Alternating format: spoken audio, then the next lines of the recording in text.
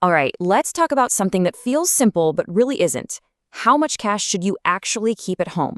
It's this tricky balance, right? You want to be prepared, but you don't want to make yourself a target.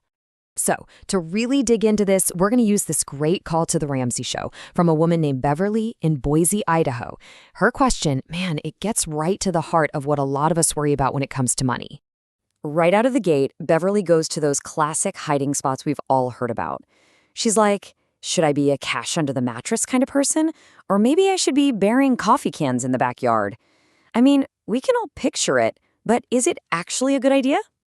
So where is this all coming from? Well, her question really boils down to a super common misunderstanding of what it means to pay cash for something. And she uses this huge big ticket item to explain what she means. Get this, she imagines buying a $70,000 truck, and she's genuinely asking, okay, when you say pay cash, do you mean I'm supposed to walk into the dealership with like a briefcase full of 70 grand in actual bills? And Dave Ramsey, you can just imagine, jumps on this right away. He basically says, whoa, no way. I'm not going to recommend you walk in looking like a drug dealer with a suitcase full of cash. It's such a great way to show how risky and just plain silly that would be, and it totally nails the core misunderstanding. And that brings us to the real heart of it. Paying cash isn't about the physical paper money. Nope, it's a whole philosophy. It's about being financially free, having the money to buy something outright so you don't go into debt for it. It's about freedom, not the format of the money. You know the phrase, cash is king? Well, this is what it really means. It's not about carrying a fat wad of bills. The king part is the power it gives you, the power to negotiate a better deal, to pay for things in full, and to live completely debt-free. The real power is in your bank account, not your back pocket. So what's the actual way to buy that $70,000 truck? It's way simpler and a whole lot safer. You keep your money in a secure bank or credit union, where it's protected. Then you negotiate the price and you just wire the money. Simple, safe, and definitely no suitcase required. Okay, so that covers the big purchases. But what about that just-in-case money you might want at home? Let's get down to the actual number that Ramsey thinks makes sense for that kind of stash. Interestingly, he shares that he personally keeps about $1,000 on him in a money clip.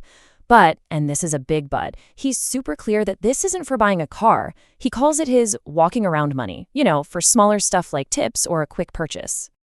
And this is where we get into the real risks of hoarding cash at home.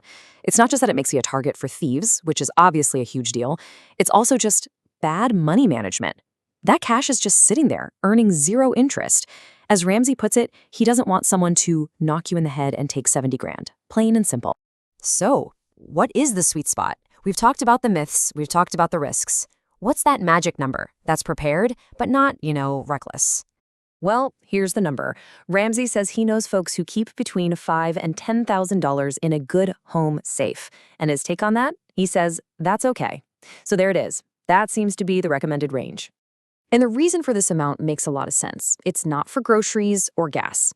Think of it as your emergency buffer for those weird situations. Maybe the power's out and the ATMs are down, or you just need to get your hands on some cash for some unexpected reason fast. But he definitely draws a line in the sand. When you start talking about stashing $50,000, $100,000 at home, well, now you're getting into what he calls prepper territory. And that's not the goal. The idea is to be prepared, not to be paranoid. So let's bring it all home. The big takeaway here isn't about finding the perfect hiding spot for your cash. It's about making sure your money is working for you. It should be safe, you should be able to get to it, but it should also be growing.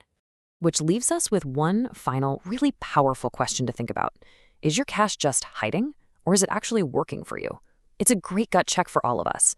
It forces you to think about that balance between keeping your money safe and making sure it's growing. Because at the end of the day, it's not just about how much you have, it's about what that money is doing for your future.